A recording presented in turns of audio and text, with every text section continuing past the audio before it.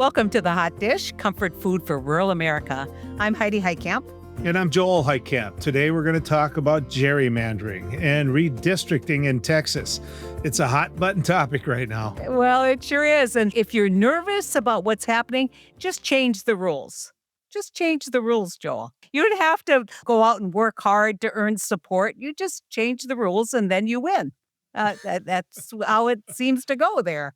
Well, we're going to have an expert, unlike you and I. His name is Matt Engel, and he's from the Lone Star Project, and he's going to be joining me for a must-listen conversation if you're concerned about what's happening in Texas right now. We're going to learn a lot about this Texas issue today, and I'm excited to get started. You know what, Hyde?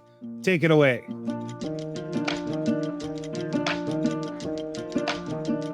Thanks, Joel. I'm here with Matt Engel, who is the founder and director of the Lone Star Project, a political research and strategic communication organization in Texas. The Lone Star Project works to help individuals, organizations, and the press see beyond the misinformation that is typically provided by the current Republican state legislature in Texas, and doing really important work nationally right now, Matt. Welcome to the Hot Dish. Happy to be here, Senator. Thank you for having me. Well, I'm thrilled to have you because this topic is so, let's say, topical. I've been on many national shows this week, and in every one, we've been talking about what's happening in Texas and the inevitable, what should the Democrats do about it, not just in Texas, but nationally. So we'll get to that at the end. But okay, let's start out with the opening question. What's happening in Texas? Well, what you're seeing in Texas is an assault on democracy that does go beyond our borders. But in Texas, what you've got is the governor and the legislature just cowardly collapsing to the demands of Donald Trump to create at least 5 new districts that Republicans will have in order to bolster Republicans because of the failed policies of Trump. He knows that he will lose the control of the House in 2026 unless he rigs the system. And he's starting in Texas, trying to deliver 5 seats. It will go beyond the Texas border if we don't stop it here or really have a national response from Democrats. The other thing important to remember in Texas is that partisan gerrymandering is racial gerrymandering. In Texas, there is only 13 out of 38 districts in which minorities can elect their candidate of choice, even though blacks and Hispanics and Asians together make up over 60% of the Texas population. And so if you reduce that from 13 down to only 8, then it is gross distortion of not just the politics of Texas, but the racial makeup of Texas. That's an interesting statistic that I've never heard, but it does put stuff in a very sharp contrast. So now that, as I understand it, and correct me if I'm wrong, the Texas legislature is meeting to basically accomplish and do Trump's bidding, led by your governor, who seems to want to respond favorably to Trump at every turn of the way. And so where's the Texas legislature in this process? And is it likely you'll be able to stop it in the legislature? Or is this a foregone conclusion? Well, this is where we are. Today, this morning, actually, as we're speaking, there's a hearing before the House Committee on Redistricting on the map that they have proposed, which would decimate minority voting strength in Texas in order to create 5 new Republican districts. That hearing will go on for 10 hours. It's the only hearing they've had on the map. They cynically held 7 hearings between the House and the Senate publicly before there was any map. Texans overwhelmingly, 99% to 1, opposed them doing anything, but they're relentlessly moving forward. If there is no disruption, if the Democrats don't decide to break quorum, then the map will likely be voted out of the House next week and then would move to the Senate. Now, Democrats have some filibuster options in order to delay things, in order to build the strong legal record against the map, because it is a overt violation of the Voting Rights Act, as the Voting Rights Act has been interpreted at least. And also, they have the option to break quorum if they choose to do that in order to further delay, in order to not just build the record, but I think also provide some room for the rest of the country and some of the other states to realize that Texas is just the front in a national war. Yeah. And that it's important that other Democratic states start to fight fire with fire. The question that I ask is Is there a chance that they're being too cute by half and that this could actually electorally backfire on them? Well, that's a little bit of wishful thinking by a lot of Democrats and pundits. I mean, they protected pretty well all the districts they currently hold. Now, of the 5 that they converted to districts in which minorities elected their candidate of choice, which are usually Democrats, into districts controlled by Anglos that will probably elect Republicans, there's 2 of those that we have strong Democratic incumbents, and they have a good chance of holding on to those. And so rather than getting 5, it could end up being just 3, but 3 is a lot. And again, even if Democrats are able to hold those districts, the damage that they will have done to minority voting rights across the Right. state will remain. I think it's really important that we should always always stay focused on the fact that this isn't about Democrats or Republicans. It's about people's right to vote and right for representation. And I think you very aptly, I think, said, this isn't about Democrats or Republicans. This is about taking away and disenfranchising what is in fact a minority majority in the state of Texas to hang on to political power. Yeah, and it's disorienting, I think, to the national media a lot of times to think about things in terms of other than Democrats versus Republicans or partisan. But it's simple to say it, but it's a difficult concept for people to get their head around that in Texas, the method, the process that Republicans have used in order to gain partisan advantage is to systematically undermine the voting strength of minority citizens. Yeah. And it distorts politics in Texas at every level. This is not the first time that this has happened in Texas, right? Correct. The template for this was set back way back in 2003 when then the notoriously partisan Tom DeLay, who was a corrupt Republican leader in Congress, he bullied the legislature at that time into redrawing districts in mid-decade and also really kind of pioneered the use of racial gerrymandering to achieve partisan gains and set the template for the rest of the South. Then the South saw what DeLay had done in Texas to eliminate, at that time, 6 Democratic seats where minorities had voting strength. And that method was used in 2011 across the South and in some of the Midwest, and then repeated in 2021. And so, if you're really looking at where the page turned and where Republicans really started using hostility to minority voters as a political tool to gain voting strength, it was way back when Tom DeLay redrew the districts mid-decade in Texas in 2003.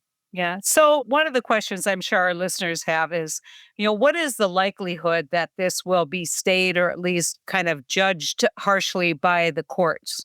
Well, it's important to keep in mind, had the courts not overturned the preclearance provisions of the Voting Rights Act, then this map wouldn't see the light of day. It would Yeah. never be able to go forward.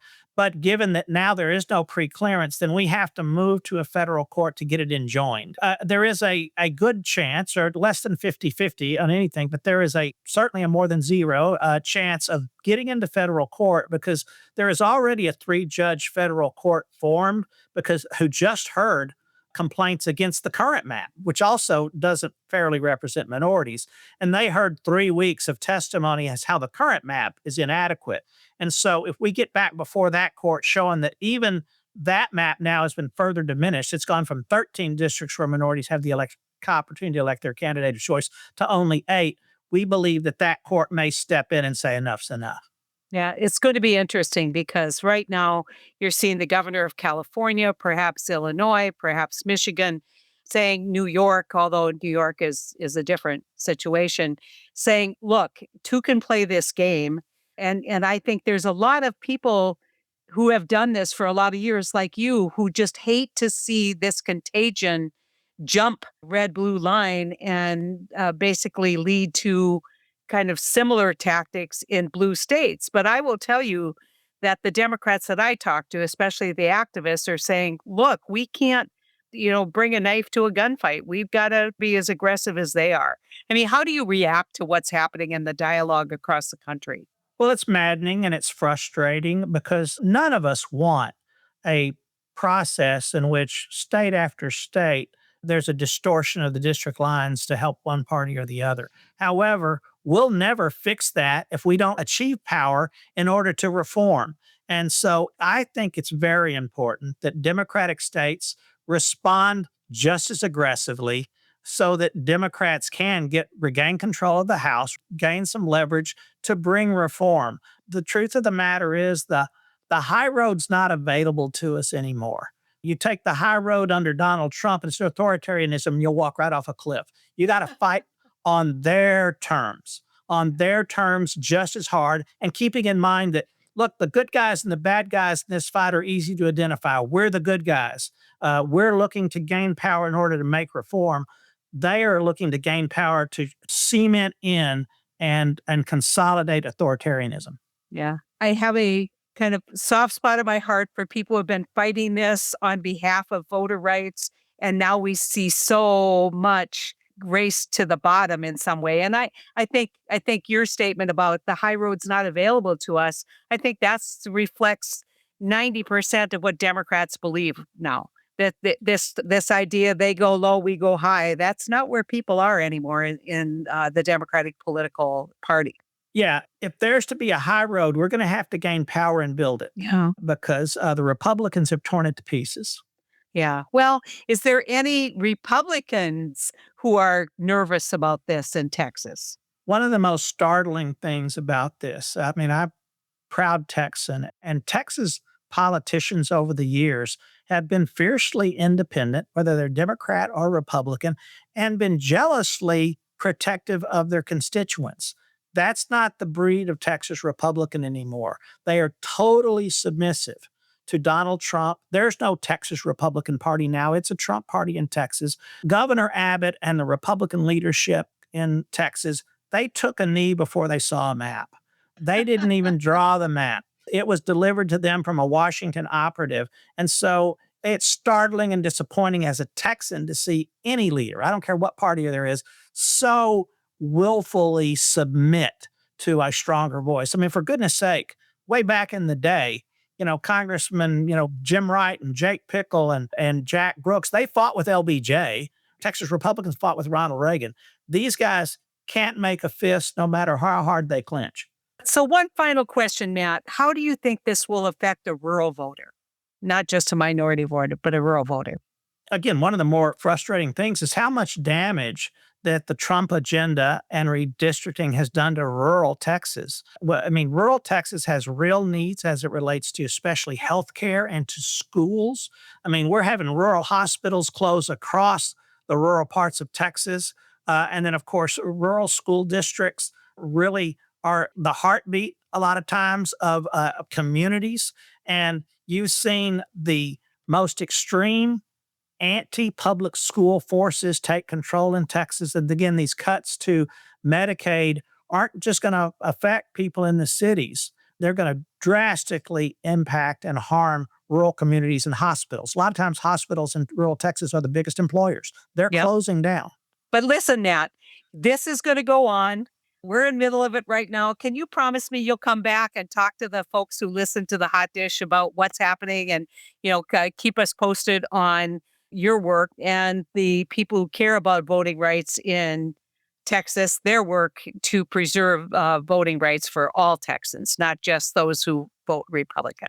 Yes, ma'am, I certainly will. And I'm so grateful that you're shining a light on this and letting the rest of the country know about the big fight that's happening in Texas. The big fight in Texas, as you have so eloquently said, is not going to stay in Texas. What happens in Texas is going to creep out across the country.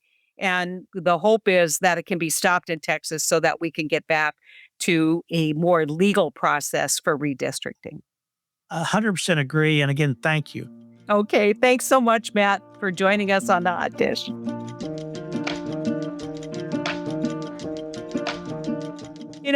Joel, the one thing that I think is problematic in Texas is they're seeing in real time what these indiscriminate snatching up of people in the state of Texas and what it means to the economy. I think there's still some broad-based support for deporting people who are bad actors in this country, people who entered illegally.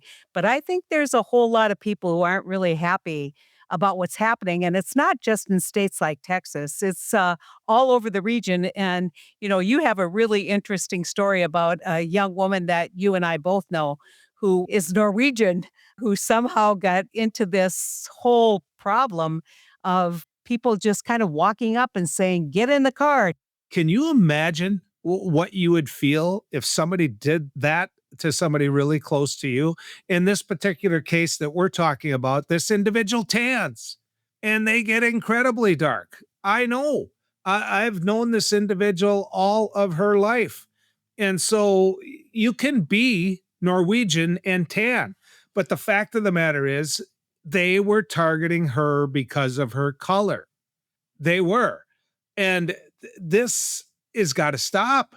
And it's going to take Republicans in Congress to make it stop, because Stephen Miller is putting a criteria out there of how many people that you have to have per day, per week. It's like they're deer hunting, for Christ's sake. I mean, it's repulsive, Heidi. It just It is. is. And I want everybody to think about if you were a woman and this happened to you. Not that, I'm playing that card, but I think it doubles down in the scary factor. Well, it does. I mean, it absolutely does. And it seems as though part of the strategy here was to get this individual alone, to make sure that this individual was alone. And so, luckily there were others that jumped to her defense. But I don't want to go into too many details, because basically she's asked me not to, out of fear for her child. I mean, that's how scary it is for these folks, and they're going to have to live with that the rest of their life. And so I just have to say this. If you're so tough, that you can go up to a woman and scare the hell out of her that way and affect her life for the rest of her life, then why the hell can't you wear something that identifies who you are? Why do you have to wear a mask? Why do you have to sit there and hide that supposed badge you have? How are they supposed to know? I mean, how are they supposed to know whether or not somebody's accosting them to rape them, to steal them this is repulsive. It's disgusting. But I'll tell you what, they're affecting real people's lives, Heidi, and it's got us ticked off. And there's going to be trauma that these people will experience every time someone approaches them, every time someone comes up to them. And just to add a little bit of detail so people understand, there was just an approach.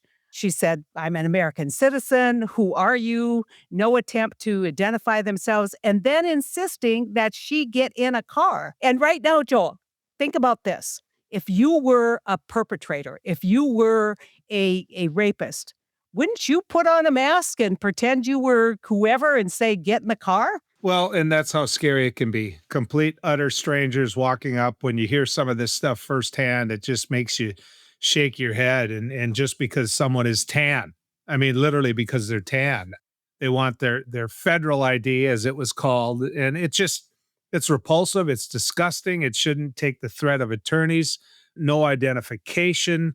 It's not the America that I grew up in. It's the America clearly we're in today, or being allowed to be today. But, imagine how scared she was. I mean, you and I raised daughters, we know. Imagine how scared they would have been. And it's not the America that we grew up in. It's not the America that we want to live in. And, no one wants people here who have committed heinous crimes. But this idea, the promise was, and I think people believed him, that we were only going to deport the worst of the worst. Guess what? When you look at the numbers, that's not going to get them to the numbers they need. And so today, another story in social media about a guy who is a researcher researching basically a cure for Lyme's disease. He's Asian and lives in the country on a green card, comes back into the country, and he has basically disappeared for a week. Coming into the country, and his family they don't know where he is. And at a minimum, they should be required to give people at least one phone call and connect with one person to tell people where they are. And they're not even doing that. Yeah. At a minimum, I mean, give me a break. At a minimum, they should be able to be held to the same accountability that the Constitution holds all of us. And in the good news category, when you look at that polling, the vast majority of Americans think you shouldn't be able to do this without an independent third party looking at it. there's no level of accountability, which gets to this redistricting issue in Texas, which is, they can sense that the grip, that this so-called mandate is slipping away, that this isn't going to be a favorable midterm. And so now they've got to rig the rules. And so all of the people out there are saying, when are we going to see a level of accountability or at least pushback? Well, number one, the first thing that I would say is quit expecting it from the president. He's a lame duck. You may think that he can be reasoned with. I don't think that's true. We have got to hold members of Congress accountable. We have got to have some level of accountability. And so this redistricting gets really, really significant and the midterms get significant. But again, this is a guy who doesn't really care about legitimate constitutional process. If I were, and understand what we're really talking about here is the Electoral College, I get that. But if I was the governor of California, of Illinois, of Pennsylvania, of Kentucky, if I were any one of those, I would look at my staff right now and I'd say, draw me a plan. Draw me a plan. Call it plan A, call it plan B, but it's going to have my state gerrymandered. It's going to have my state exactly what they don't want to see. And then I would get on a plane. I'd go to the White House. I'd go to all those little smart butts that they have. And I'd say, look, go ahead and do it in Texas. Here's what we're going to do in California. Here's what we're going to do in Illinois. Here's what we're going to do in states that are blue states where we control them. Now let's see how you do. Because a lot of those states have a lot of congressmen in them. And so, what's going to happen then, Heidi, is the Michelle Fishbox in District 7 of Minnesota, which had voted Democrats at times with Colin Peterson. You start redistricting her a little bit, putting in this or that, draw a straight line towards the Twin Cities, and she's going to start crying. She's going to start whining, and she's going to go to the White House and say, you just cost me my seat. Don't do this. You need me. And so two can play that damn game.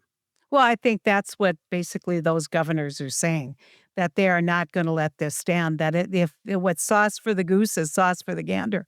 And it's a race to the bottom, Joel. This is all a race to the bottom because we shouldn't have partisan gerrymandering. We should have legitimate. I'm for just crank up the old AI and let the AI, plug in a couple parameters and let AI redistrict, because that is going to make more sense than what's happening right now. Well, and I can tell you this, on a small scale, I got gerrymandered when I was in the legislature. Yeah, you did. It's a fun story. Yeah, I did. I ended up having to run against a fellow Democratic senator, and it didn't exactly make for hugs and kisses all the time. But these guys gerrymandered me into my district. They didn't realize where I lived. And so they kept me in the district that I wanted to be in. And it was like, can't you read a map, or at least can't you do the homework if you're going to be that big of jerks and find out where I live? And you know what? I still won. So there. That's the other point, Joel. When they're in charge of the rules, you need to figure out how you can still convince people that the time has come to hold people accountable. Well, my brand of politics and public policy has always been the same. Whatever you shall do to me, it's coming back tenfold. I don't know if that's in the Bible. I doubt it is. But I mean, here's my case. If Governor Abbott, who is one of the most evil men I think there is on this planet, if that man does what he does, then by God, Ken Martin and others better have a plan B, because that's what they're hired to do. Yeah, I have no doubt about it. Well, anyway, this is a really important issue, one we're going to be covering, and it's really important to our mission here at One Country. And it's something we need to not talk about just this time, but stay on top of as we head into the midterms. Well, listen, I think that's a wrap for us in this episode. Joel, if you're around, let's keep talking about these issues that are important to rural America. Keep talking about what's happening with the rural economy, how various policies are going to affect the rural economy. We'll be on it on a regular basis. And you can email us your thoughts. Our email address is podcast@onecountryproject.org. And to keep up with everything One Country is doing between these podcast episodes, be sure to follow us on Blue Sky and Substack. Thank you for joining us today on The Hot Dish, which is brought to you by One Country Project, making sure the voices of the rest of us are heard in Washington. Learn more at onecountryproject.org, and we're going to be back in 2 weeks with more Hot Dish, comfort food for rural America.